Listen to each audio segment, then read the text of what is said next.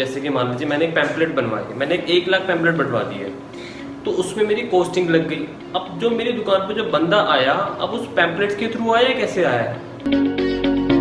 तो आज हम बात करते हैं आपको अपने बिजनेस को किस तरीके से डिजिटल मार्केटिंग के अंदर स्विच करना चाहिए या फिर क्यों स्विच करना चाहिए, इसके ऊपर मैं कुछ पॉइंट्स बताऊंगा।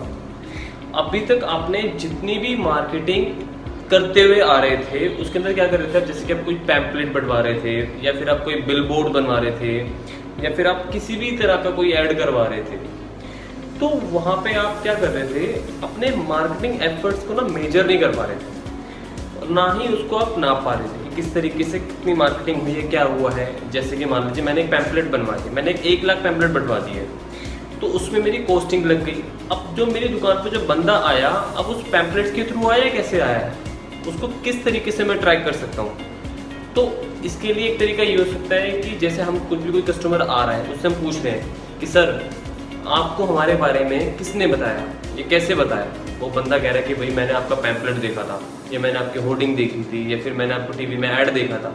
तो जैसे भी मतलब कई सारी चीज़ें हो सकती हैं। तो इस तरीके से हम अपने मार्केटिंग एफर्ट्स को मेजर कर सकते हैं, ठीक है। तो हर बार हर किसी से पूछना पड़ेगा कि हाँ भाई आप किसके थ्रू आए थे, आप कैसे आए थे। तो कई बार ऐसा भी हो सकता है कोई ना भी बताए। तो क्या होता है, कई बार हम जैसे कोई इंक्वायरी फॉर्म रख दिया, उसके बाद हमने इंक्वायरी फॉर्म में फिर उससे इन्फॉर्मेशन ली किस तरीके से आए थे, तो फिर वही चीज़ है। तो इसका एक सोल्यूशन है डिजिटल मार्केटिंग। डिजिटल मार्केटिंग अगर आप करते हो तो वहाँ से आप चेक कर सकते हो किस तरीके से किस मार्केटिंग हुई है आपकी, किस तरीके से कौन कहाँ से कर रहा है, कौन कैसे आपकी वेबसाइट पे आ रहा है, आपके पेज पे आ रहा है, कौन सा बंदा प्रोडक्ट को ले रहा है, कौन सा बंदा नहीं ले रहा है।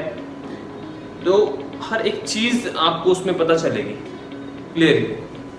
कि आप क्या कर रहे थे, पहले आप एक उसको लिस्ट मेंटेन करके दे रहे थे। जैसे कि मान लीजिए हमने लिस्ट मेंटेन कर ली, इस बंदे की डेट ऑफ बर्थ ये है और हम इस बंदे को रिलेशनशिप मार्केटिंग वाले को कॉल करनी है, कांग्रेचुलेशन सर आपका बर्थडे है या आपका वगैरह वगैरह, जो भी हम एक मैसेज बना लेते हैं कॉलिंग के लिए वो होता है, ठीक है। बट यहाँ पर डिजिटल मार्केटिंग के अंदर हमने क्या कर दिया, ऑटोमेटिक कर दिया। तो आपको बंदा रखने की जरूरत नहीं है। हमने क्या कर दिया, अपने सीआरएम सॉफ्टवेयर के अंदर भर दिया कि इस बंदे का डेट ऑफ बर्थ ये है, इस बंदे का नाम ये है, इस बंदे की इन्फॉर्मेशन मतलब प्रॉपर हमने इन्फॉर्मेशन उसमें डाल दी है।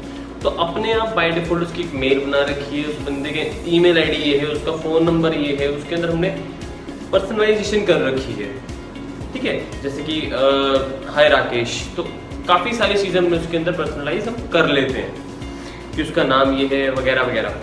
तो अब सामने वाले बंदे को लगेगा कि हमने उसी को मेल भेज भी किया। इसी भी तरीके का प्रमोशन आप कर सकते हैं। तो डिजिटल मार्केटिंग आपको ये चीज़ देती है जो कि आपको नॉर्मल ट्रेडिशनल मार्केटिंग नहीं दे सकती।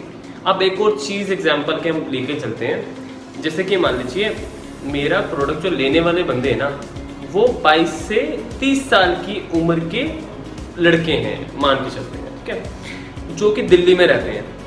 तो अब मैं क्या कर सकता हूँ, मैं होर्डिंग्स लगा सकता हूँ दिल्ली के अंदर या फिर ऐसी जगह पे जहाँ पर लड़के होते हैं। तो वहाँ पर लड़कियाँ भी तो हो सकती है ना, ऐसा भी तो हो सकता है ना, तो जहाँ पे लड़की देखी नहीं रही ऐड को।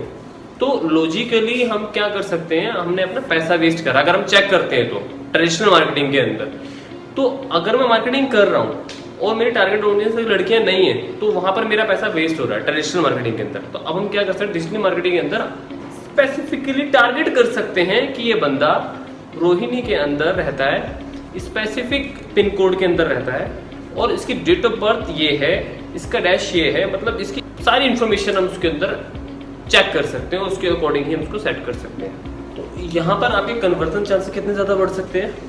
यहाँ गूगल आपको क्रोम यूज़ कर रहे हो या फिर कुछ भी यूज़ कर रहे हो, गूगल आपका डेटा स्टोर करता है कि आप किस टाइप के बंदे हो, आप उस टाइप के बंदे हो।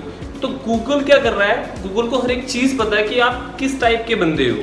आप उस तरीके से जब आप ऐड चला रहे होते हो तो आपके पास उसका टाइप आ जाएगी, उसकी इन्फॉर्मेशन आ जाएगी कि किस बंदे का इंटरेस्ट किस चीज़ में है, उस बंदे का प्रोडक्शन क्या है, उसकी हाउस होल्डिंग क्या है, कुछ भी उस तरीके से आप डिटेल में अच्छी चीज़ सोचिए। तो गूगल एडवर्ड्स के अंदर हम ये सब चीज़ें आपको भी सिखाएंगे आगे मार्केटिंग के अंदर। आप अगर चेक करेंगे तो अभी आने वाले जो हमारी और वीडियोज़ उसके अंदर आपको ये सारी step by step information provide हो जाएंगी। आप किस तरीके से माइक्रो टारगेटिंग कर सकते हैं, उसके अंदर आपको गूगल एडवर्ड्स के अंदर पता चलेगा, जो कि हम आगे आने वाली वीडियो बनाएंगे। तो सोशल मीडिया मार्केटिंग हम आने वाले टाइम में और अच्छे तरीके से कवर करने वाले हैं। अगर आपको कन्वर्जन के ऊपर ज़्यादा ध्यान देना है, अगर आपको अवेयरनेस के ऊपर ज़्यादा ध्यान देना है, तो सोशल मीडिया अच्छा है। एक और बात करके चलते हैं, जैसे कि भाई मैंने तो पैसा लगा के बिलबोर्ड खरीद लिया, जहाँ पर मैंने 6 महीने का कॉन्ट्रैक्ट साइन करा लिया है और लाखों रुपए मैंने खर्च कर दिए। बस मुझे थोड़े टाइम के बाद रियलाइज होता है कि भाई यहाँ तो अच्छी जगह नहीं है, मुझे इससे बढ़िया ऑप्शन मिल रहा है। तो उसके बाद हम क्या कर सकते हैं कि उसको हम कन्वर्ट कर सकते हैं डिजिटल मार्केटिंग के अंदर। आज हम मान लीजिए 10 रुपए खर्च कर रहे हैं डिजिटल मार्केटिंग के अंदर और मुझे रिजल्ट मिल रहे हैं, तो हम 15 रुपए खर्च करते हैं। तो ये है डिजिटल मार्केटिंग। तो हम उसको एनालाइज करके उस पर इन्वेस्ट कर सकते हैं, ठीक है। तो इसके अंदर क्या है, हम इसको मिनिमम से मिनिमम 100-200 के अंदर भी ऑपरेट कर सकते हैं। बड़े बड़े कंपटीशन वालों से compete कर सकते हैं हम डिजिटल मार्केटिंग के थ्रू। मान के चलो हमारे एरिया के अंदर एक बर्गर शॉप है और एक दूसरे के भी बर्गर शॉप है। अब एक बंदा डिजिटल मार्केटिंग के थ्रू compete कर रहा है, एक ट्रेडिशनल के थ्रू। तो डिजिटल मार्केटिंग के थ्रू जो कर रहा है वही तो दिखेगा ज़्यादा। तो जो जिसको ज़्यादा लोग देखेंगे उसके पास लोग ज़्यादा जाना चाहेंगे। मान के चलो आपके एरिया के अंदर एक बंदा है जो कि एक डैश प्रोडक्ट बेचता है, आपको गूगल के ऊपर उसकी ऐड दिखने लग जाए, फेसबुक के ऊपर उसकी ऐड दिखने लग जाए, तो कोई ऐसे प्लेटफॉर्म जिस पे उसकी ऐड दिखने लग जाए, तो आप कहोगे यार ये शॉप तो मैंने देखी है, ये शॉप मेरे एरिया के अंदर ही पड़ती है। तो इससे क्या होगा, आपकी उसकी शॉप पर ज़रूर जाओगे चेक करने के लिए कि चलो एक बार ट्राई करते हैं कि कैसा प्रोडक्ट है। जैसे कि मैगडी से तो हम खाते हुए आ रहे, पर इस शॉप से भी एक बार खाकर चेक करते हैं कि क्या चीज़ है। तो टाइम बाउंडेशन नहीं है डिजिटल मार्केटिंग के अंदर। आपने जो बैनर लगा रखा है उस अगर आप मान के चलो उसके 5 प्रोडक्ट हैं, ठीक है। अब आपके पास वो बैनर आ गया, तो क्या हम अपने ऐड चेंज कर सकते हैं उस बैनर के ऊपर कि रात कुछ और ऐड लग जाए, दिन में कुछ और ऐड लग जाए, दोपहर को कुछ और ऐड लग जाए। पर डिजिटल मार्केटिंग के अंदर ये चीज़ पॉसिबल है। गर्मी हो रही है तो हम दोपहर के टाइम में कोई और ऐड चला सकते हैं, अलग अलग तरीके से ऐड चला सकते हैं। मतलब घर के अंदर बैठे बाहर मत निकलिए, गर्मी के ऊपर ऐड चला सकते हो। शाम को आप ऐड चला सकते हैं कि बहुत गर्मी हो चुकी थी, अब थोड़ा रिलैक्स हो चुके हो। तो हर तरीके के ऐड हम कभी भी चेंज कर सकते हैं डिजिटल मार्केटिंग के अंदर। तो इसके कई सारे बेनिफिट्स हैं इस चीज़ को लेके। तो अलग अलग टाइप के ऐड हम इसमें चला सकते हैं, किसी भी टाइम पे हम चेंजेस कर सकते हैं। तो लॉजिकली टाइम के हिसाब से भी हम अपने एड्स को चला सकते हैं।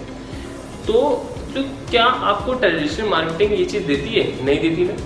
तो आज से 4 साल पहले मान लीजिए एक दुकान पे, उनकी दुकान पे अंकल जी आते हैं, उन्होंने एक डैश प्रोडक्ट लिया था।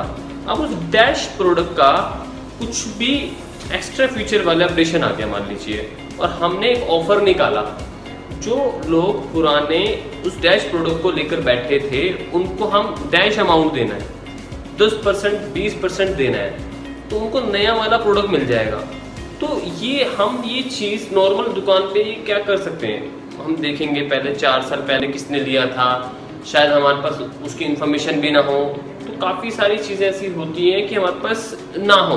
बट अगर हम वही चीज़ डिजिटल मार्केटिंग के अंदर देते हैं तो उसके अंदर हमें एक पावर मिलती है। यहाँ पर उसके हमारे पास ईमेल आईडी भी है, उसके हमारे पास सारी डिटेल है। जो भी हमने 4 साल पहले हमारा कस्टमर है उसकी सारी इन्फॉर्मेशन हमारे पास होती है। अगर हम डिजिटल मार्केटिंग के थ्रू किसी से कनेक्ट करते हैं तो हम स्पेशली ये करेंगे सॉफ्टवेयर के अंदर, अपने CRM के अंदर उनको कॉन्टैक्ट कर सकते हैं, उनको कॉल कर सकते हैं कि आपने ये प्रोडक्ट लिया था। आप ये समझो कि डिजिटल मार्केटिंग कितनी अच्छी चीज़ है। लोग पूछ रहे थे बहुत टाइम से, भाई जो भी मेरे स्टूडेंट्स हैं कि डिजिटल मार्केटिंग क्या होती है, इसके अंदर क्या चीज़ है। तो फ्यूचर इज डिजिटल। आने वाले टाइम में स्पेशली ज़्यादातर जो चीज़ें हैं वो ऑनलाइन ही आने वाली हैं। तो इसलिए digital marketing is very good for everyone. तो लोग जितने भी आजकल देखा जाए तो आने वाले टाइम में ज़्यादातर ऑनलाइन ही शॉपिंग कर रहे हैं, ऑनलाइन ही फूड डिलीवरी के लिए भी ऑनलाइन ही ऑर्डर कर रहे हैं। कुछ भी खाना है तो ऑनलाइन करते हैं, कुछ मंगाना है तो ऑनलाइन के लिए जा रहे हैं, इलेक्ट्रॉनिक कुछ मंगा रहे हैं तो भी ऑनलाइन है। मतलब धीरे धीरे जितने भी कॉम्पिटिटर्स एडवांटेज हो रही है तो वो ऑनलाइन होता रहेगा। जैसे भी आपके बिजनेस को ऑनलाइन लेके आना है तो अभी ये राइट टाइम है ऑनलाइन आने का, कि डिले मत करो। जैसे ही कोई भी आपको ऑप्शन मिलता है ऑनलाइन आने का, तो आप उसमें ऑनलाइन लेके जाइए अपने बिजनेस को। अगर आपका बिजनेस है या कोई भी चीज़ है, कोई भी प्रोडक्ट है, उसको आप ऑनलाइन लेके जाइए। और नॉर्मल आपको एसईओ भी आना चाहिए, किस तरीके से उसको आप सर्च इंजन ऑप्टिमाइजेशन में लेकर आए। और मान लीजिए आपकी एक साइकिल की दुकान है और आपको साइकिल आप सेल भी करते हैं, तो आप ऐड दे सकते, साइकिल बाय नियर मी। जैसे ही सबसे ऊपर जो गूगल के ऊपर रिजल्ट आता है सर्च इंजन में, कोई भी चीज़ आप सर्च करते हो सबसे ऊपर रिजल्ट आता है, तो उसका आप ऐड लगा सकते हैं। तो हो सकता है जैसे आपके पास बहुत पैसा, आपका बिजनेस बहुत बड़ा है, करोड़ों रुपए खर्च कर सकते हो आप बिजनेस के ऊपर, बट भाई मेरा एक छोटा बिजनेस है, मैं 500 रुपये खर्च कर सकता हूँ। तो आपके पास 500 रुपये हैं और किसी के पास 10 लाख रुपए भी हैं, तो डिजिटल मार्केटिंग इन दोनों को सेम लेवल पे रखेगी कि भाई जब तक आप पैसा खर्च कर रहे हो, जब तक ये पैसा खर्च रहे हो, सेम कंपटीशन पर रखेगी डिजिटल मार्केटिंग।